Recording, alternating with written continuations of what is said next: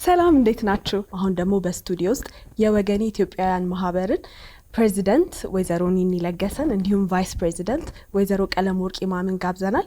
እንግዲህ ወገኔ የኢትዮጵያውያን ማህበር እስከዛሬ ላሉት 25 ዓመታት የተለያዩ ድጋፍና እገዛ ለሚፈልጉ ልጆችና ቤተሰቦችን ድጋፍና እገዛ እያደረገ የቆየ ማህበር ነው። ይሄ ማህበር አሁን 25ኛ ዓመቱን በቅርቡ ያከብራል።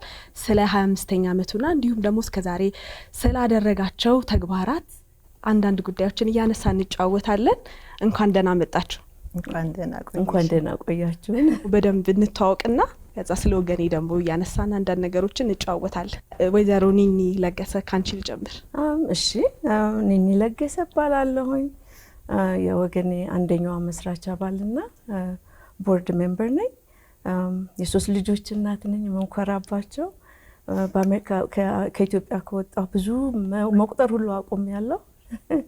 በ10 ውስጥ እድሜ ውስጥ ወተን ነው ከኢትዮጵያ ሄድ ነው። ግን ኢትዮጵያን በልባችን ሰንቀን ወደን አፍቅረን አክብረን በአሜሪካን ሀገር ራሳችንን ረድተን የብዙ ሰው እጅ ህይወታችን ውስጥ ተካቶ ተምረን ጥሩ ቦታ ደርሰን ግን የዛሬ 25 ዓመት ደግሞ ተባብረን ኢትዮጵያን አስበን አንድ ዜጋ ብንረዳ ብለን የጀመርነው ድርጅት አንዷ መስራች በመሆኔ ደስተኛ ነኝ።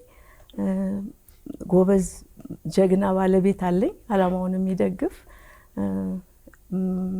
በትምህርት ደግሞ የምሰራው በሙያ ለፓተንት ኦፊስ ኢንተሌክቹዋል ፕሮፐርቲ ላይ ሜካኒካል ኢንጂነር ሆኜ ነው። ወይዘሮ ቀለመወርቅ ኢማም ደግሞ ትንሽ ነገር። እኔም ቀለመወርቅ ኢማም እባላለሁ። ኒኒ እንዳለችው በ10 ቤት ነው የወጣ ነው። ባይ ዘ ዌይ እኔና ኒኒ ናዝሬት ትምህርት ቤት ከኪንደርጋርተን ጀምሮ አብረን የተማርን እህትማማቾች ነን። እውነትሽ ነው። ከዛም አልፈን ኬንታኪ ኮሌጅ አብረን የተማርነው። አሁን በአሜሪካን ሀገር በቨርጂኒያ በጣም ከምወደው ባለቤቴ ጋር ሰለሞን ጋርና ከ4 ልጆቼ ጋር ነው የምገኘው። በስራ አለም ደግሞ ለፉድ ኤንድ ድራግ አድሚኒስትሬሽን አይቲ ዳይሬክተር ሆኜ ነው የምሰራው። ወገኔ ሁለተኛ ቤተሰቤ ነው እና ለወገኔ በመስራቴ ለኔ ትልቅ ክብር ነው ብዬ ነው ማምነው። እንግዲህ የሰው ልጅ ወደዚህ ወደ ሰውን ወደ መርዳትና መልሶ ወደ መስጠት ነገር ሲመጣ አይደለ አስተዳደጋችን የሆነ መነሻ ነገር ያስፈልገናልና ለዛ የሆነ መነሻ ነበርሽ ወደዛ ለመግባት?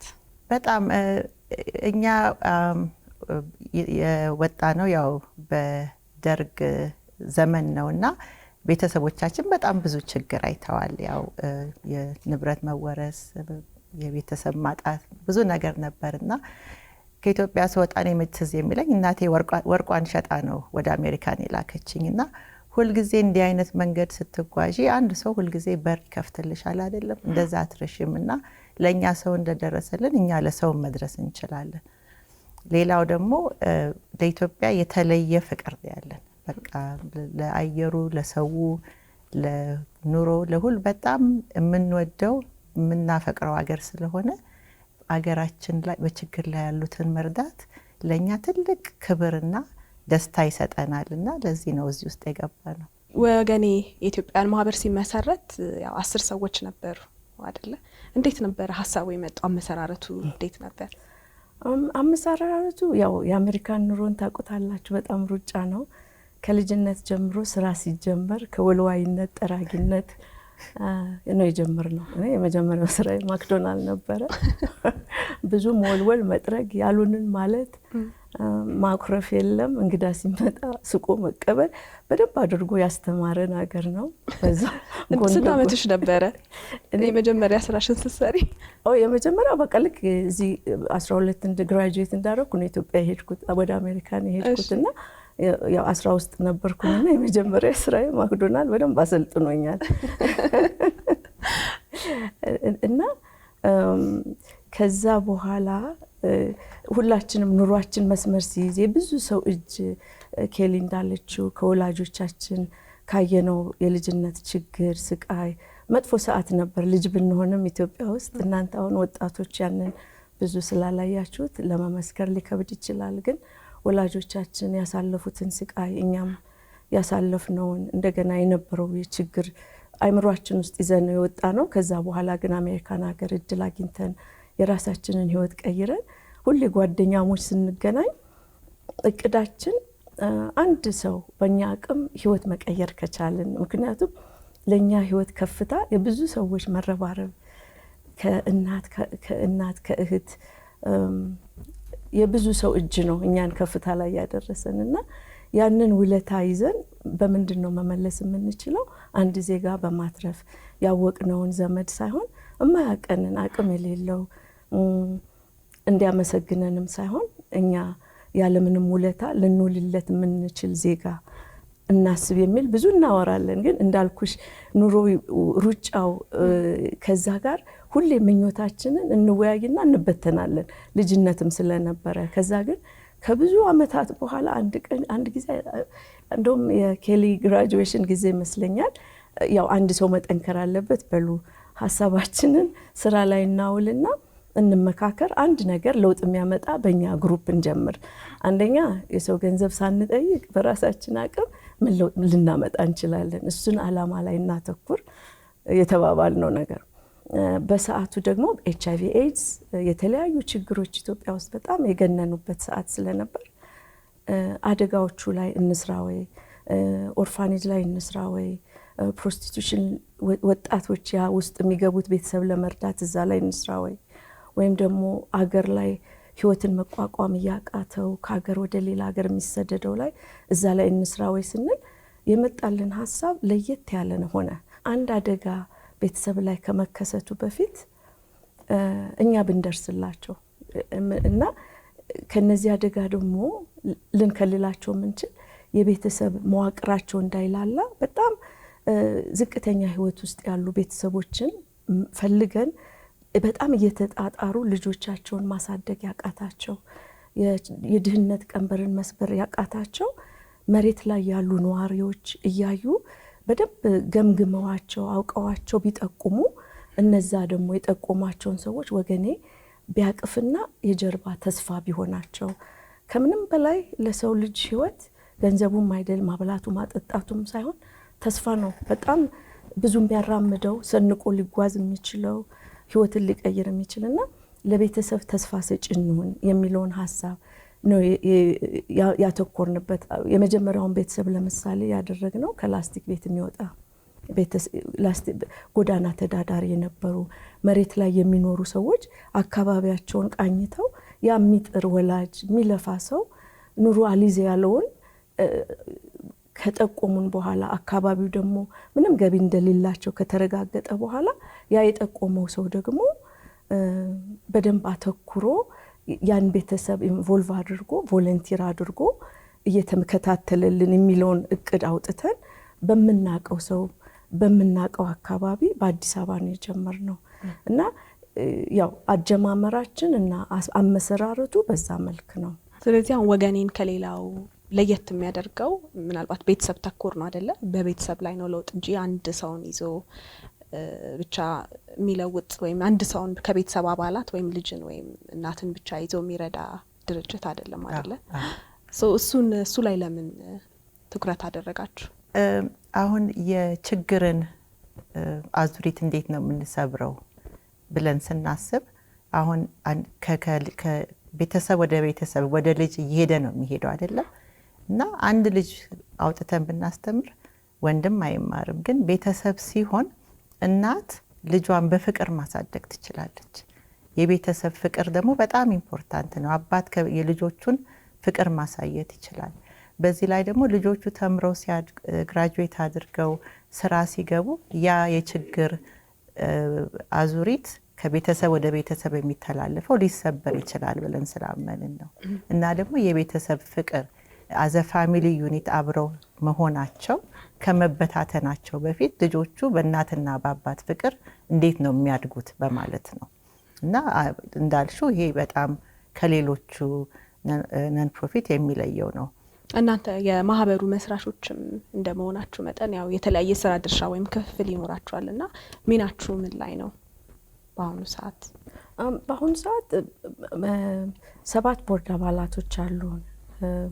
በዛ በኩል ሁላችንም ነፃ አገልጋይ ነን እና ስንጀምረውም ደግሞ ለመጀመሪያው 10 አመት በራሳችን አቅም በራሳችን ኪስ ከደሞዛችን ተቆራጭ እያደረግን የተወሰኑ ቤተሰቦች ከመሬት ከላስቲክ ቤት ያወጣናቸውን የተለያየ ህይወት የከተትናቸውን በቪዲዮ እየመዘገብን በዛ በኩል ኢትዮጵያን የሚናፍቀውን ዲያስፖራ በአመት አንድ ዝግጅት እያደረግን እንዲያይ አድርገን ነው አሳምነን ውጤቱን እያሳየን እያመነብን እንዲሄድ ከ10 አመት በኋላ ነው ገንዘብ ማሰባሰቢያ እንኳን የጀመርነውና ተሰካክተን መስራት ነበረብን። የኔ ስራ አመራር ብቻ ነው ወይም ይሄን ብቻ ነው እንዳንል ሁላችንም ነፃ አገልጋይ በዛ ሰዓት ደግሞ እኛም ህፃናት ልጆች እየወለድን በዚህ ልጅ አቅፈናል፣ በዚህ ትልቅ ራዕይ ይዘናል፣ በዚህ ስራ አለ እና የኔ ስራ ይሄ ነው እንዳንል የሚገርመው ሰባታችንም ቦርድ አባላት ሆነን ስንሰራ ሁሉንም ነገር እየተከፋፈልን አንዱ በጎደለው እየሞላ ነው እና እርግጥ እኔ ማቀናበር ማበረታታት ከኋላ አለ አይደለም ኑሮ ሲከብድ ምን እንደ ቺርሊደር ሆኜ እነሱ በጣም የተጉ ሁሉም ከልቡ የሚያገለግል ስለሆነ የኔ ስራ አይዟችሁ በርቱ በቃ ራዩን ማሳየት በቃ አይዟችሁ አይድከማችሁ ውጤቱ ይታያል ማለት እንደ ቺርሊደር መሆን ነው። ግን ይሄ ነው ስራችን ችሎ ብቻ እንዳንል ሁሉንም በጣም ተሰካክተን ነው። እኔ እርግጥ ፕሬዚዳንት ሆኜ ነው ማገለግለው። ኬልዬ ደግሞ አካውንታንት አለን ፉል ታይም አካውንቲንግ የምትሰራ። ሁላችሁም አንድ ላይ ነው እንዲያደጋችሁት ወይ ከአንድ ትምህርት ቤት ነበር?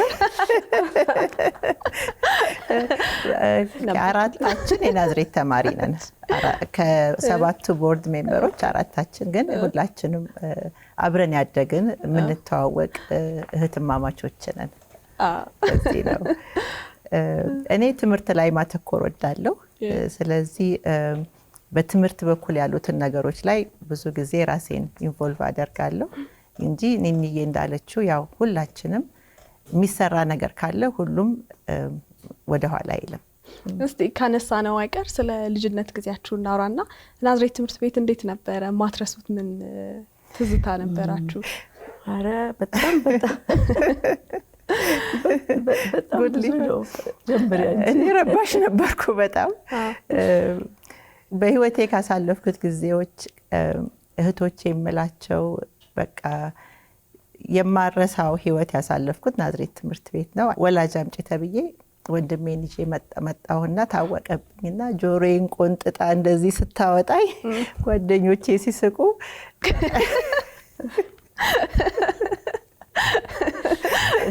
ለሁሉ ጊዜ እንዲህ አይነት ነገር ውስጥ ነበር ራሴን የማገኘው ሃይስኩል ሆኜ። ያው ወይዘሮ ኒኒስ?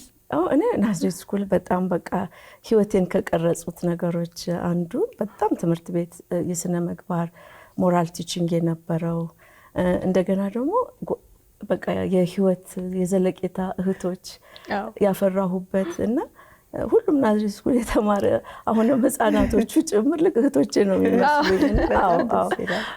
ግን እዛም ደግሞ የህይወት ላይ ለእኔ በጣም ለውጥ ያመጣው ምን መሰለሽ? እኔ አቅሙ ኖሮ አይደለም ልጆች ሰው ይመስለዋል በገጽታ ሻይና በጣም ከደህና ቤተሰብ መጣሽ ተብሎ ይገመትና አቅም ኖሮት አልነበረም። ናዝሬት ስኩል ትልቅ ውለታ አለኝ።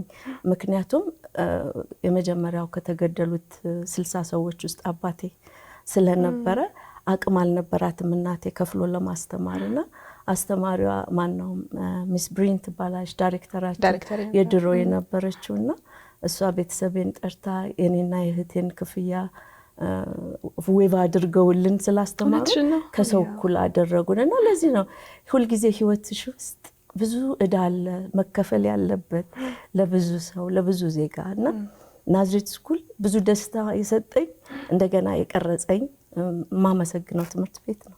በወገኔ ውስጥ ምን ያህል ሰዎች የምን ያህል ቤተሰቦች ህይወት ተለውጧል እስከዛሬ በነበረው የ25 ዓመት ጉዞ? ያው ከቁጥር ሲነሳ ለወገኔ የሚከብደው ልጆቹን ከትንሽ አንስተን ኮሌጅ ግራጁዌት አድርገው ስራ ለማፈለጊያ ጊዜ ሰተን ነው ከፕሮግራሙ ግራጁዌት የምናደርገውና ቁጥሩ ቶሎ አይጨምርም። ግን እስካሁን ድረስ 371 ቤተሰብ አስተናግደናል። አሁን ራይት ናው 74 ቤተሰቦች አሉ እና ወደ 200 ምናምን ልጆች እየተስተናገዱ ናቸው። አሁን አንድ ቤተሰብ ተረዳ ስንል ምን ነው የሚያካትተው? ቤተሰብ ስንረዳ መጀመሪያ ስንጀምር ቅድም እንዳልኩሽ ከጎዳና ተዳዳሪ ስንጀምር ላስቲክ ቤት የነበሩትን የቀበሌ ቤት ማግኘት የዛሬ 25 ዓመት ይቀልድ ነበር እና ያችን ቀበሌ ቤት ፈልገን አግኝተንላቸው ቤታቸውን ማሟላት የመጀመሪያው ስራችን ነበር። ከዛ ደግሞ ጎዳና ተዳዳሪ ሆኖ ሲኬድ እንዴት ነው ራስን የማስተዳደር እህል ሸምቶ አስተካክሎ ከወር ወጪ የምንሰጣቸውን ለማድረግ እናቶቻችን፣ አክስቶች፣ ዘመዶች መሬት ላይ ያሉትን በጣም ለምነን አሳምነን ነው መጀመሪያ በጣም ከባድ ዓላማ ነው ሆኖ ያዩት። እንዴት እንደዚህ ይዘለቃል እና መጀመሪያ የራሳችንን ሰው ማሳመን ነበረብን። ምክንያቱም እነዚህ የምናነሳቸውን ቤተሰቦች የተሸመተውን እህል እነሱ የኛ ቤተሰቦች ሄደው ሸምተው እያሳዩቸው እጃቸውን ይዘው ነው ከወር እንዴት እንደሚያደርሳቸው ያሳዩት።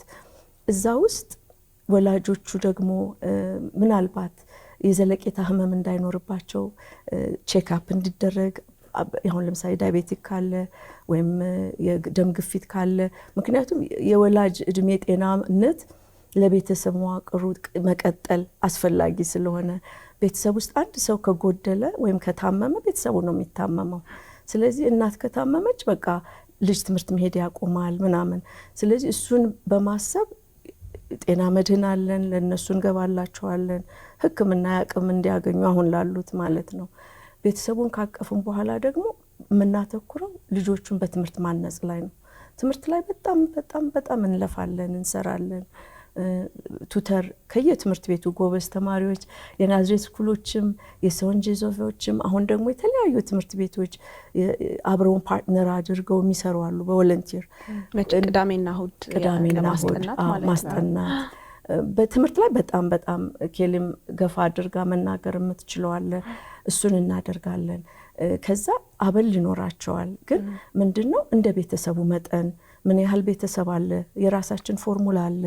እንደገና ሰርተው የሚያመጡትና እኛ ለጎደለ ልንደጉማቸው የምንችለው ቀዳዳ ልንሞላላቸውን እናያለን። አንዳንዴ ደግሞ ሙሉ ለሙሉ ረዳለው ሲባል ሁልጊዜ ያችን ምቾት ዘለቄታ ካገኙ አይጠነክሩልንም። ተምረው ደግሞ ሁሉም ከዩኒቨርሲቲ እንዲመረቁልን ጉጉት ቢኖርም ሁሉም ዩኒቨርሲቲ ተመራቂ መሆን አይችልም። ስለዚህ ለዛ እድል ደግሞ ያጡት ዩኒቨርሲቲ ለመሄድ ላጡት ደግሞ የሙያ ስልጠና እንዲያደርጉ እናደርጋለን። እናቶች ደግሞ በፈቀዱት መልክ አንዳንድ ለየት ያለ ነገር ሙያ፣ ስፌት፣ ባልትና ምናምን በጎን ሰርተው ተጨማሪ ገንዘብ አግኝተው የወገኔ የሚሰጣቸው ድገፋ እየቀነሰ እነሱ የሚሰሩት እየጨመረ ሲሄድ ከፕሮግራሙ አቋቁመን እና ግራጁዌት ያደርጋሉ ወይም እናስመርቃቸዋል። እንደዛ ነው። ለእናቶች የንጽህና መጠበቂያ እቃዎችን እንዲሰሩ ስልጠና ሰጥታችሁ ነበርና ለምን ያህል እናቶች ያንን አድርጋቸዋል? አንድ 10 ይሆናሉ። ከሌላ ኦርጋናይዜሽን ጋር ፓርትነር አድርገን ስልጠናውን አግኝተው አሁን በእኛ ኖሌጅ ሴንተር ግቢ ውስጥ እናቶቹን እንደ ሰራተኛ እንደ ኢምፕሎይ ቀጥረናቸው እየሰሩ ለልጆቹ፣ ለእናቶቹ፣ ለአካባቢ ትምህርት ቤቶቹ በነፃ እንሰጣለን። አሁን በዛ ኖሌጅ ሴንተር ውስጥ 6 ኪሎ ነው ያለው። ኖሌጅ ሴንተሩ 6 ኪሎ ነው ያለው። የተለያዩ ነገሮች ስልጠናዎች አሉ አይደለ? ምንድን ናቸው በዋነኝነት እዛ ግቢ ውስጥ የሚሰጡት? እዛ ውስጥ ኖሌጅ ሴንተራችን ሁሉ ነገራችን ነው።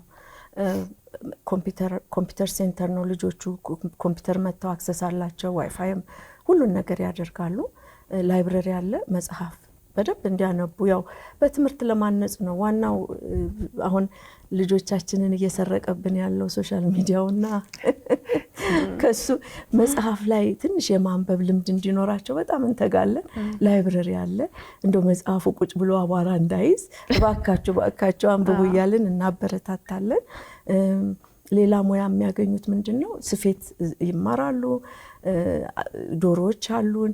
አብሮ አትክልት ይኮተኩታሉ። ትንሽ አትክልት እዛው የሰሩትን ለቤተሰቦቹ እዛው ምግብ ተሰርቶ እንዲበሉ እናደርጋለን። ቅዳሜ ሲመጡ ለቱተሪንግ ሲያደርጉ እነ ጎመን ምናምን የመሳሰሉትን ለነሱም ትንሽ የእፎይታ ከመንደር ህይወት ውስጥ ወጣ ብለው የኔ የሚሉት ቦታ ነው። አዎ ለጨዋታም ለቁም ነገርም እንደገና የተለያዩ ቮለንቲሮች መጥተው የሚያገለግሉበት የሕክምና እውቀት ያላቸው ቮለንቲሮች መጥተው እነሱም ደግሞ በሕክምና አንዳንድ አላደለም የጀርባ መንሸር የዲስክ መንሸራተት አንዳንድ እናቶቻችን አለ በነፃ አገልግሎት የሚሰጡበት ሜንቶር የሚያደርጉበት አንዳንድ ጭንቀት ሲኖር ኑሮ ሲከብድ አንዳንድ ባለሙያዎች ደግሞ ብቅ ብለው ሰዓታቸውን የሚሰጡበት በቃ የደስታም የቁም ነገርም የትምህርትም የኔ ብለው የሚሉበት የመዝናኛም የቁም ነገርም ኖሌጅ ሴንተራችን ነው።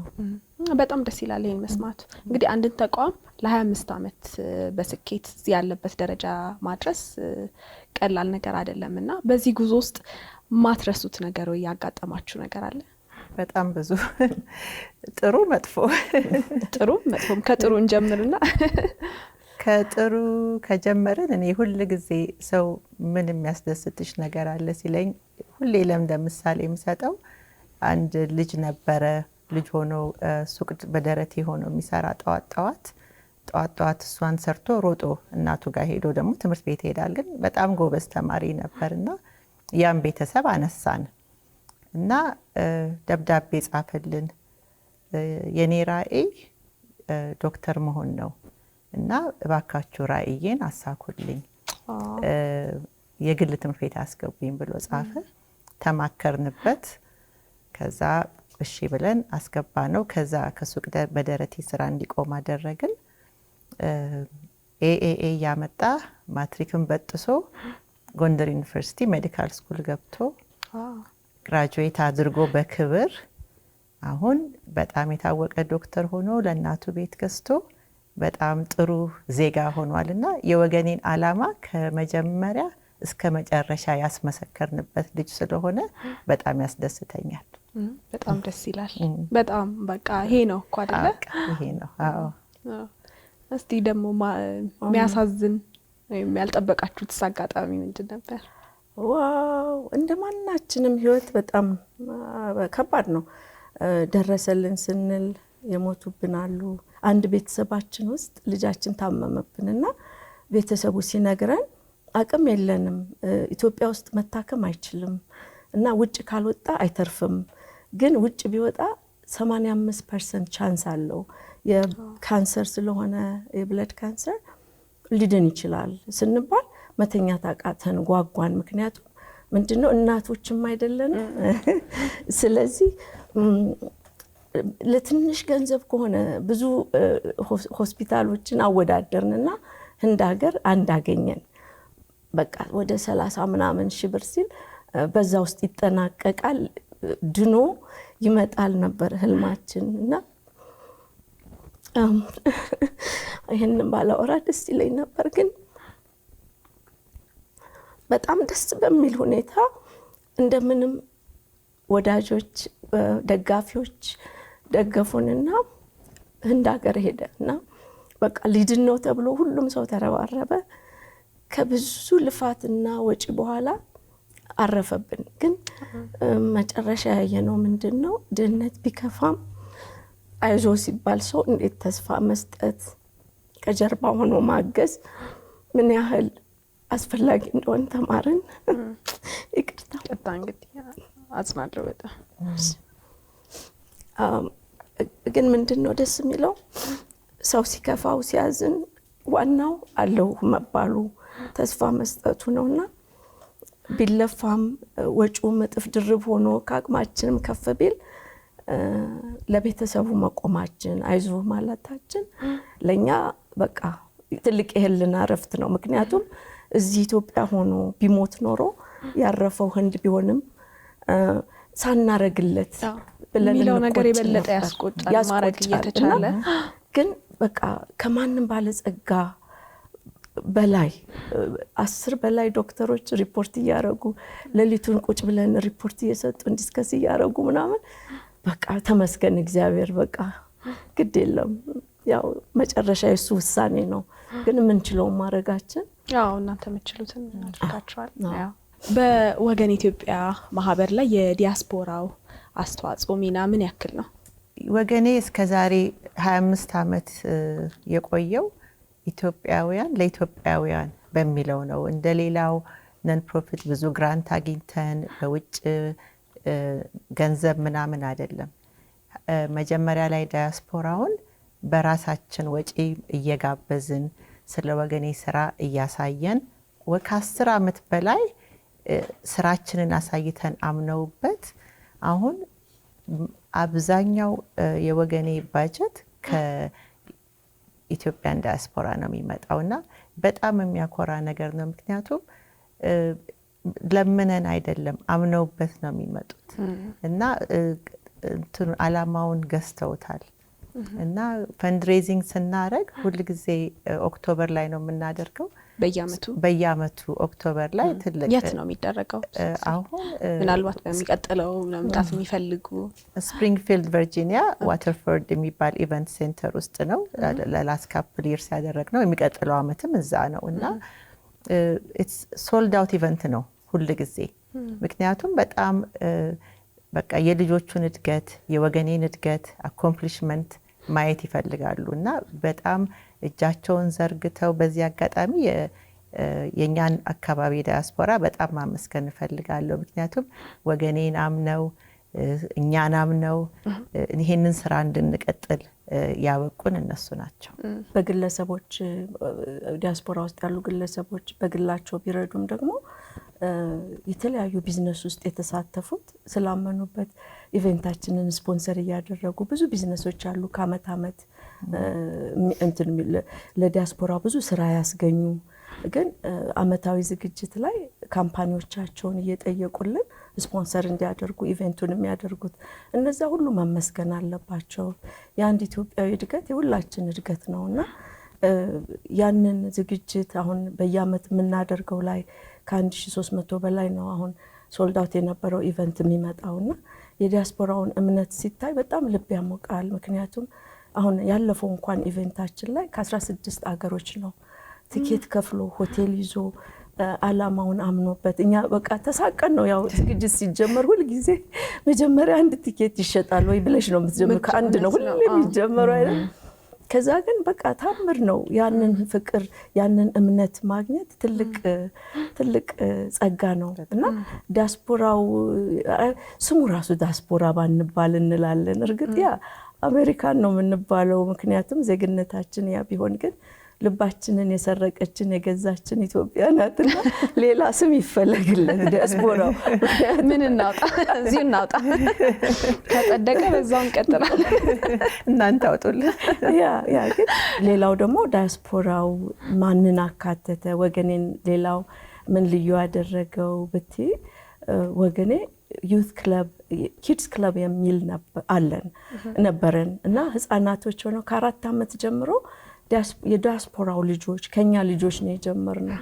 ከ4 አመት ጀምሮ ብስኩት እየሰሩ ኢትዮጵያ እንዲያውቁልን ልባቸውን እንዲትገዛቸው አሁን በአሜሪካን ሀገር ገርል ስካውት ቦይ ስካውት አሉና እነሱ ኩኪስ አላቸውና በየሱቁ በየመደብሩ ይቆሙና በር ላይ ይሸጣሉና ወገኔም የኛን ልጆች 4 አመት 5 አመት ሲሆናቸው ከእንቅልፋቸው ያስነሳን ቅዳሜና እሁድ ኩኪስ እኛ እናቶች ተሰብስበን እንሰራለን።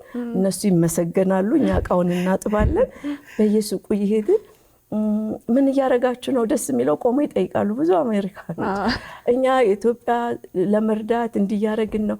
ያ ምንድነው ከልጅነት ጀምሮ አይምሮአቸው ላይ ለመስራት ሞክረናልና የዲያስፖራው ልጆች አላማውን ኢትዮጵያን በቀና እያዩ እንዲያድጉ ማድረጋችን ዲያስፖራው ሳይደክም ምንም አይነት የልጆች ዝግጅት ስናዘጋጅ ልጆቹን ያመጣል። ምክንያቱም ያንን ከልጅነት ካልተሰራበት ካመለጡን በኋላ ስለ ኢትዮጵያ ፍቅር ማስያዝ ስለማንችል እዛ ላይ በጣም ለፍተናል። 25ኛ ዓመታችሁ በሂልተን ሆቴል የፊታችን ማክሰኞ በደማቅ ሁኔታ ይከበራልና ከዚህ ጋር ተያይዞ የታሰበ አዲስ ነገር አለ ወይ? ከዚህ ጋር ተያይዞ አዲስ ነገር ምን አለ? የምስጋና ምሽት ነው። ለ25 አመት በአሜሪካን ሀገርም በኢትዮጵያም በጣም ብዙ ቮለንቲሮች በቮለንቲር ነው በጣም የምንንቀሳቀሰው። እዛ በአሜሪካን እንዳልነው ነፃ አገልግሎት ነው።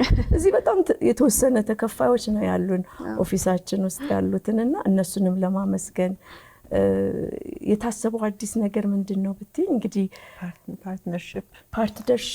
አዎ አብረውን ምክንያቱም አሁን እስከ ዛሬ ድረስ በዳያስፖራ አቅም ነው ያለነው አይደለም። አሁን እዚህ ሀገር ደግሞ በምን መንገድ መርዳት ይችላሉ?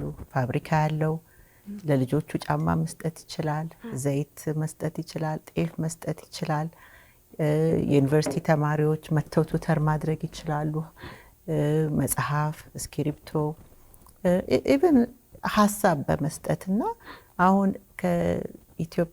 ከዚህ ኢትዮጵያ ካለው ኮሚኒቲ የምንፈልገው በመሰላችሁ መንገድ ተባብረን ይህንን ጉዞ አብረን እንቀጥል ለማለት ነው። በዚህ አጋጣሚ ግን ይህንን አገልግሎት ለመደገፍ ወይም ለመሳተፍ ቮለንቲር ለማድረግም ለሚፈልጉ ሰዎች እናንተን እንዴትና የት ነው የሚያገኟችሁ?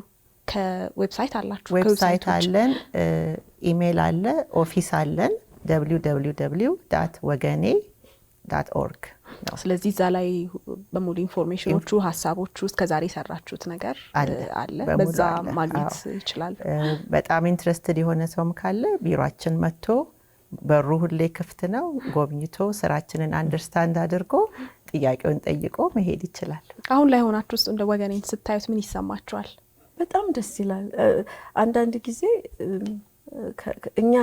እኛ የረዳን አይደለንም ራሳችን ወገን የረዳን። ምክንያቱም ያው ወገኔ ትልቅ ራዕይ ያለው እና አንዳንድ ሰው የረዳን የሚመስል ነገር ግን የተረዳ ነው እኛ ነን እና በቃ ያረካል በጣም እና ህይወት መጀመሪያም አለው መጨረሻም አለው።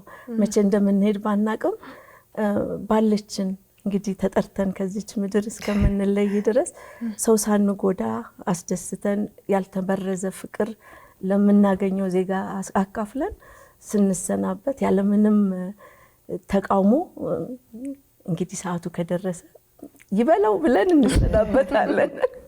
እሱ ነው እንግዲህ። ወይዘሮ ኒኒ፣ ወይዘሮ ቀለመወርቅ በጣም ደስ የሚል ቆይታ ነበረ። እኔ ጋር ጥያቄዎቼን ጨርሻለሁ። እናንተ ደግሞ ማጠቃለል የምትፈልጉት ማለት የምትፈልጉት ነገር ካለ ደግሞ እድሉን ልስጥ። ሁላችንም ሌላ ዜጋ የመርዳት ግዴታ አለብን። ብንተባበር በጣም ብዙ ነገር ማድረግ እንችላለን። በሀገራችንም ድር ቢያብር አንበሳ ያብር ይባላል እና ሁላችንም በአቅማችን ትልቅ ነገር መሆን የለበትም። የምንችለውን ብናደርግ ብዙ ሰው ህይወት ላይ ለውጥ ማምጣት፣ ጥሩ ዜጋ ማፍራት፣ ሀገራችንን ማሳደግ እንችላለን እና ጥሩ ልብ ይኑረን፣ የተቻልነውን እናድርግ ነው የምለው። እኔ በቃ ምስጋና ነው። ምክንያቱም ህይወት ከባድ ነች እና ሁሉም ሰው በወገኔ ውስጥ አሻራ የተወው በሀሳብ የሚደግፈን፣ በገንዘብ የሚደግፈን፣ አይዟችሁ የሚለን፣ ዝግጅት ስናደርግ ሮጦ ትኬት የሚገዛን፣ አሁንም እዚህም ሀገር ድረስ የተለያዩ ዜጋዎች መጥተዋል ከተለያዩ ቦታዎች እና አሁንም በጣም እየተሯሯጡ ትኬት እየገዙ ነውና ለዝግጅት በሁሉም የሚሳተፉትን የሚጸልዩልንን እናቶቻችንን፣ ዘመድ ወገኖቻችንን፣ እንደገና የወገኔ ቤተሰቦቻችን በጣም የምንወዳችሁ፣ የምናከብራችሁ፣ የምንኮራባችሁ፣ በርቱልን፣ አለናችሁ። እኛ ለእናንተ ተስፋ ለመስጠት ስራ ብንጀምርም እናንተ ለእኛ ተስፋ ሆናችሁናል። እድሜና ጸጋውን ያብዛላችሁ ነው የምለው። እንግዲህ እኛም እዚህ ድረስ መታችሁ ስለሰጣችሁን ደስ የሚል ቆይታ በጣም ነው የምናመሰግነው። በጣም እናመሰግናለን። ኢቢኤስ እድሉን ሰጣችሁን፣ እንደዚህ እንትን ስላላችሁን፣ ኢንተርቪው ስላደረጋችሁን፣ መላው የኢቢኤስን አባላቶች፣ ከጀርባ ያሉትን ካሜራ ሰዎች፣ ብዙ ሰው እጅ ስላለበት ኢቢኤሶች በጣም እናመሰግናለን። እድሜና ጸጋ ለእናንተም ይሁን። እናንተንም በድጋሚ እናመሰግናለን። እንግዲህ ከወገኔ ኢትዮጵያውያን ማህበር ፕሬዚዳንትና ቫይስ ፕሬዚዳንት ጋር የነበረኝ ደስ የሚል ቆይታ ይመስል ነበር። እናንተም በቤታችሁ ዘና እንዳላችሁበት እያመንኩኝ ከቀሪ ፕሮግራሞቻችን ጋር መልካም ጊዜ